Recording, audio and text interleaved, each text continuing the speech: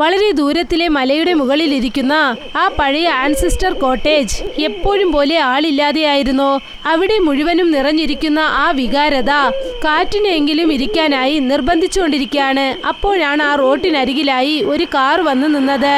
കാറിന്റെ കതകു തുറന്നു. അതിൽ നിന്നും ഒരു പെണ്ണ് താഴേക്കിറങ്ങി.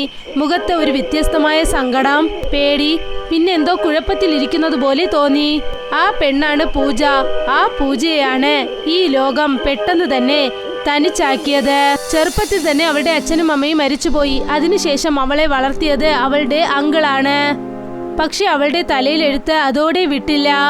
അവളെ വളർത്തു വലുതാക്കിയ അങ്കിൾ പോലും കുറച്ചു ദിവസം കഴിഞ്ഞ് ഈ ലോകം വിട്ട് പോയി. അതിനുശേഷം പൂജയുടെ ലോകം അവളുടെ കൂട്ടുകാരാണ്. അതിലെ ഉറ്റ സുഹൃത്ത് താനിയാണ്. താനിയയുടെ മരണം അവളുടെ മനസ്സിനെ വല്ലാതെ വിഷമിപ്പിച്ചു. അവൾ ശാന്തതയ്ക്ക് വേണ്ടി ഈ ആൻസിസ്റ്റർ കോട്ടേജിൽ കുറച്ചു ദിവസം തനിച്ച് താമസിക്കാൻ വന്നതാണ്. ആ സ്ഥലത്താണ് അവൾ ചെറുപ്പത്തിൽ വളർന്നത്. പൂജ പതുക്കെ പതുക്കെ നടന്ന് വീടിന്റെ മെയിൻ ഡോറിനടുത്തേക്ക് ചെന്നു. അവൾ അകത്തേക്ക് ചെന്നു. ശാന്തമായി തന്റെ ബാഗ് വെച്ചിട്ട് തന്റെ പഴയ മുറിയിലേക്ക് ചെന്നു. അവൾ ബെഡിൽ ഇരുന്നു കൊണ്ട് കണ്ണുകൾ മൂടി. താനിയയുടെ ഓർമ്മകൾ അവളുടെ മനസ്സിൽ വന്നുകൊണ്ടേയിരുന്നു. അവൾ കരഞ്ഞു കരഞ്ഞ് എപ്പോഴാണ് അവൾ ഉറങ്ങിയതെന്ന് അവൾക്ക് തന്നെ അറിയില്ലായിരുന്നു. രാത്രി ഏകദേശം 12 മണി കാണും. പുറത്തെ മേഘങ്ങൾ ഇടിക്കുന്ന ശബ്ദം ആ മഴയുടെ ഇരുട്ടത്തെ കേൾക്കുകയായിരുന്നു. അപ്പോഴാണ് വീടിന്റെ കതക് തട്ടുന്ന ശബ്ദം കേട്ടത്. ഒരു ഭയങ്കരമായ ഉറച്ച ശബ്ദം. അത് പൂജയുടെ ഉറക്കത്തിൽ നിന്നും അവളെ വിളിച്ചുണർത്തുകയായിരുന്നു. അവൾ പേടിച്ചു വിറച്ച് തന്റെ കണ്ണു തുറന്നു. തന്നോട് തന്നെ എന്തോ പറഞ്ഞു. ഈ രാത്രി സമയത്ത് ഇവിടേക്ക് ആര് വരാനാണ്? പൂജ ബെഡിൽ നിന്നും എണീറ്റു. തണുത്ത കാറ്റ് വീശി. പിന്നെ ജനാലയിൽ പൊഴിയുന്ന മഴത്തുള്ളികൾ അവളുടെ കാലടി ശബ്ദവും ചേർത്ത് വ്യത്യസ്തമായ ഒരു നാദമായി കേട്ടു. അവൾ പതുക്കെ പതുക്കെ കതകിനടുത്തേക്ക് ചെന്നു. അവൾ കതകു തുറന്നു നോക്കിയപ്പോൾ അവിടെ നകുൽ നിൽക്കുകയായിരുന്നു. മഴയിൽ നനഞ്ഞുകൊണ്ട് ശ്വാസം മുട്ടിക്കൊണ്ട് കണ്ണുകളിൽ ചെറിയ പേടിയോടെ ഇരുന്നു. പൂജ, ഞാനും ആൻറ്റിയും നിന്നെ കുറേ സ്ഥലങ്ങളിൽ തപ്പി നോക്കി. പക്ഷെ നീ എവിടെയും കിട്ടിയില്ല. അപ്പോഴേ നീ ആൻസിസ്റ്റർ ഹൗസിൽ ഉണ്ടാവുമെന്ന് ഞാൻ വിചാരിച്ചു. മഴയുടെ തണുപ്പ് പൂജയുടെ ശരീരം വരെ കയറുകയായിരുന്നു. അവൾ അവനെ നോക്കിക്കൊണ്ടേയിരുന്നു. അവൾക്കൊന്നും മിണ്ടാനായില്ല. കുറച്ചു സമയത്തിന് ശേഷം ഒന്നും തന്നെ മിണ്ടാതെ നകുൽ അകത്തേക്ക് വന്നു. പൂജ ഒന്നും മിണ്ടാതെ തന്റെ റൂമിലേക്ക് വന്നു. പൂജ ബെഡിൽ ചെന്നിരുന്നു. നകുൽ പതുക്കെ പതുക്കെ അവളുടെ അടുത്തേക്ക് വന്നു. അപ്പോഴാണ് പൂജ അവനെ നോക്കിയത്. പിന്നെ അവൾ നിലവിളിക്കാൻ തുടങ്ങി. നകുലിന്റെ മുഖം ഇപ്പോൾ സാധാരണമല്ല. അവന്റെ തോല് കീറിയിരുന്നു. മുഖത്തുണ്ടായിരുന്ന മാംസം പുറത്ത് തൂങ്ങുകയായിരുന്നു. കണ്ണുകളിൽ നിന്നും രക്തം ഒലിച്ചുകൊണ്ടിരുന്നു. പൂജ പേടിച്ച് പുറകിലോട്ട് ചെന്നു. അവൾ പേടിയോടുകൂടി പറഞ്ഞു, നീ ആരാണ്? ഞാൻ നിന്റെ കൂട്ടുകാരനാണ്. നീ എന്നെ മറന്നുപോയോ? പൂജ ഉച്ചത്തിൽ പറഞ്ഞു, അല്ല, നീ എന്റെ കൂട്ടുകാരനല്ല. നീ ഏതോ ഒരു പിശാചാണ്. നകുൽ ഉടനെ വിചിത്രമായ ഒരു ചിരി ചിരിച്ചുകൊണ്ട് അവൻ എന്തു പറഞ്ഞെന്നാൽ, നീ പറയാം ഞാൻ ശൈത്താനെന്ന്. പക്ഷേ പേടിക്കേണ്ട ആവശ്യമില്ല. ഞാൻ നിന്റെ കൂട്ടുകാരനാണ്. മറക്കല്ലേ, എന്റെ ഈ അവസ്ഥയുടെ കാരണം നീ മാത്രമാണ്. പൂജ 2 അടി പുറകിലോട്ട് ചെന്ന് വീട്ടിൽ നിന്നും പുറത്ത് പേടിച്ചു വിറച്ചുകൊണ്ട് ഓടാൻ തുടങ്ങി. അപ്പോഴാണ് ഡോർ ബെല്ലടിച്ചത്. പൂജ പേടിയോടുകൂടി ആ കതകു തുറന്നു. അവളുടെ മുൻപിലായി ആന്റി നിന്നുകൊണ്ടിരുന്നു. പൂജ അവനെ കെട്ടിപ്പിടിച്ച് കരയാൻ തുടങ്ങി. ഭാഗ്യം നീ ഇവിടെ വന്നത്. നകുലിന് എന്തു പറ്റിയെന്ന് ഒന്നും മനസ്സിലാകുന്നില്ല. അതിനുശേഷം പൂജയെ നോക്കി പതുക്കെ ആന്റി ചോദിച്ചു, പൂജ, നീ എന്താ പറയുന്നത്? നകുൽ വന്നു. അവന്റെ മുഖം വളരെ ഭയങ്കരമായിരുന്നു. പക്ഷെ നിന്റെ വീട്ടിൽ ആരും ഇല്ലല്ലേ? നീ ഒറ്റയ്ക്കല്ലേ ഉള്ളത്? ഇല്ല ആന്റി, നകുൽ ഇവിടേക്ക് വന്നു. ഞാൻ പറയുന്നത് നേരാണ്. ഞാൻ പറയുന്നതെല്ലാം നേരാണ്. ആന്റി വളരെ ശ്രദ്ധയോടെ അവളെ ശ്രദ്ധിച്ചു നോക്കുകയായിരുന്നു. പിന്നെ അവൻ പതുക്കെ പറഞ്ഞു, നീ ഒറ്റയ്ക്കുള്ളത് കാരണം നിനക്ക് ഭ്രാന്ത് പിടിച്ചെന്ന് തോന്നുന്നു. പൂജ, നീ മറന്നുപോയെന്ന് തോന്നുന്നു. നകുൽ എപ്പോഴോ ചെത്തുപോയി. അത് കേട്ടതും പൂജ ഞെട്ടിപ്പോയി. ശ്വാസം നിലച്ചു. ലോകം മുഴുവനും ഇരുട്ടായതുപോലെ അവൾക്ക് തോന്നി. പൂജ ശാന്തമായി തന്റെ റൂമിലേക്ക് വീണ്ടും വന്നു. ഇപ്പോൾ അവിടെ ആരുമില്ലായിരുന്നു. ചെന്ന് ബെഡിലിരുന്നു. ഒരു ക്ഷണം അവൾ ആലോചിച്ചു.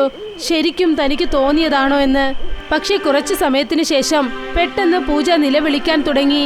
അവൾ തന്നെ എന്തൊക്കെയോ പുലമ്പാൻ തുടങ്ങി. എനിക്കൊന്നും തന്നെ ഓർമ്മ വരുന്നില്ല. എന്തുകൊണ്ടാണ് ഒന്നും ഓർമ്മ വരാത്തത്? ഞാൻ ആരാണ്? എന്താണ് പറ്റിയത്? അവൾ തല നിവർത്തി നോക്കിയപ്പോൾ അവളുടെ മുൻപിലായി ആന്റി നിൽക്കുകയായിരുന്നു. അപ്പോൾ ഒരു ക്ഷണം പൂജ പെട്ടെന്ന് പേടിച്ചു പോയി. ആന്റിയുടെ മുഖം പഴയതുപോലെയല്ല. അവന്റെ മുഖത്തുണ്ടായിരുന്ന മാംസം തൂങ്ങിക്കിടക്കുകയായിരുന്നു. അവന്റെ കണ്ണിൽ നിന്നും രക്തം വന്നുകൊണ്ടേയിരുന്നു. പിന്നെ അവന്റെ ചുണ്ടുകളിൽ ഒരു ചെറിയ ചിരി ഉണ്ടായിരുന്നു. ആന്റി പൂജയെ നോക്കി. പിന്നെ അവൻ ഉറച്ച ശബ്ദത്തിൽ പൂജയോട് എന്തു പറഞ്ഞെന്നാൽ, ഞങ്ങൾ നിനക്ക് ഓർമ്മിപ്പിക്കാനായിട്ട് ഇവിടെ വന്നിരിക്കുന്നത് ഇനി നീ എപ്പോഴും ഒറ്റയ്ക്കിരിക്കില്ല.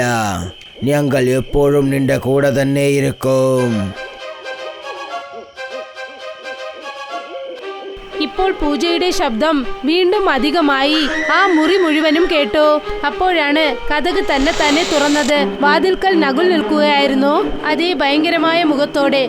ഒരു ക്ഷണം അവളുടെ ഹൃദയം തന്നെ നിലച്ചു പോകുന്നത് പോലെ തോന്നി. അവൾ എന്തെങ്കിലും ചെയ്യുന്നതിന് മുൻപ് അവളുടെ തോളത്ത് ആരുടെയോ തണുത്തു വിറച്ച ഐസ് കട്ട പോലുള്ള കൈ തൊട്ടു. പൂജ നോക്കി. അത് താനിയ. ശരിക്കും താനിയല്ല, അവളുടെ കൂട്ടുകാരി താനിയല്ല.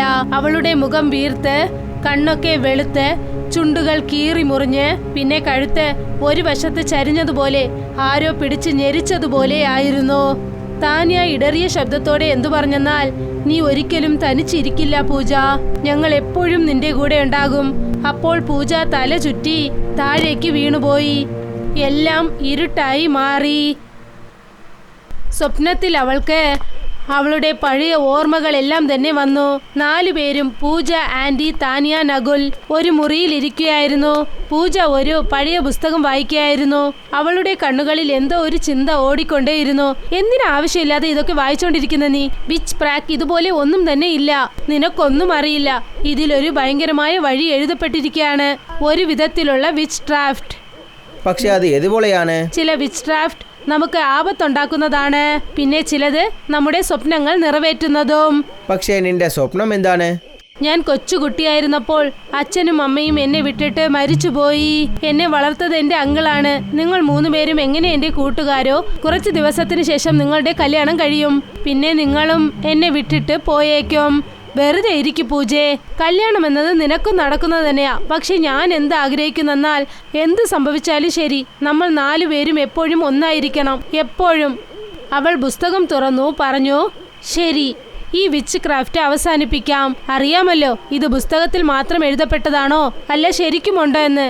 ആന്റി, താനിയ, നകുൽ എത്രയോ പറഞ്ഞു നോക്കി. പക്ഷേ പൂജ സമ്മതിച്ചില്ല. കുറച്ചു സമയത്തിന് ശേഷം ആ മുറി മുഴുവൻ ഇരുട്ടായി. ഒരേ ഒരു മെഴുകുതിരി കത്തിച്ചു. 4 പേരും കൈകൾ പിടിച്ചു. പൂജ കണ്ണുകൾ മൂടി. പുസ്തകത്തിലുണ്ടായിരുന്ന മന്ത്രങ്ങൾ പറയാൻ തുടങ്ങി. മന്ത്രങ്ങൾ പറയും തോറും അവിടത്തെ ചുറ്റുപാടും മാറി. കാറ്റ് വളരെ ഭാരമായിരുന്നു. മെഴുകുതിരിയുടെ പ്രകാശം അനങ്ങാൻ തുടങ്ങി. പിന്നെ പെട്ടെന്ന് മെഴുകുതിരിയിൽ നിന്നും കറുത്ത പുക വന്നു. വളരെ വേഗത്തിൽ ആ പുക നേരെ പൂജയുടെ കണ്ണുകളിൽ ചെന്ന് നിറഞ്ഞു. പൂജയുടെ കണ്ണുകൾ വെളുത്തതായി മാറി. പൂജേ, നിന്റെ മുഖത്തിന് എന്താണ് പറ്റിയത്? പക്ഷെ ഇപ്പോൾ പൂജയല്ലായിരുന്നു. അവൾ മിന്നലിന്റെ വേഗതയിൽ താനിയയുടെ കഴുത്തിൽ കീറി. പിന്നെ കുറച്ച് ക്ഷണം കൊണ്ട് താനിയ തന്റെ ജീവൻ വെടിഞ്ഞു. ആന്റിയും നകുലും ഓടാൻ തുടങ്ങി. പക്ഷേ പൂജ ചാടി വീണ് അവർ 2 പേരെയും വലിച്ച് ചുമരിലേക്ക് എറിഞ്ഞു. ഏതോ വ്യത്യസ്തമായ ശക്തി അവളിലുള്ളതുപോലെ അവർ 2 പേരും അവരുടെ ജീവൻ വെടിഞ്ഞു. പൂജ അവിടെ തന്നെ മയങ്ങി താഴേക്ക് വീണു. കുറച്ചു സമയത്തിന് ശേഷം അവൾക്ക് ഓർമ്മ വന്നതും അവളുടെ മുൻപിൽ 3 പേരുടെ ഡെഡ് ബോഡി ഉണ്ടായിരുന്നു. പൂജ ഏങ്ങി കരയാൻ തുടങ്ങി. അയ്യോ, എന്താണിത്? ഞാൻ എന്ത് കാര്യമാണ് ഈ ചെയ്തത്?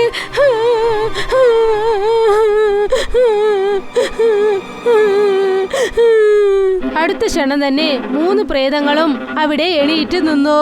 മുഖമൊക്കെ ചീഞ്ഞ്, കണ്ണൊക്കെ വെളുത്ത്, ശരീരം ശോഷിച്ച്, പിന്നെ ഒരു ഭയങ്കരമായ ചിരിയോടെ, നിന്റെ വിച്ച് ക്രാഫ്റ്റ് അവസാനിച്ചു. ഇനി നമ്മളെല്ലാരും ഒന്നിച്ചിരിക്കും. ഞങ്ങൾ ഈ ലോകത്തിൽ ഉണ്ടാവില്ല. പക്ഷെ നീ ജീവനോടെ ഇരിക്കും. എപ്പോഴേക്കും ഒറ്റയ്ക്കിരിക്കില്ല.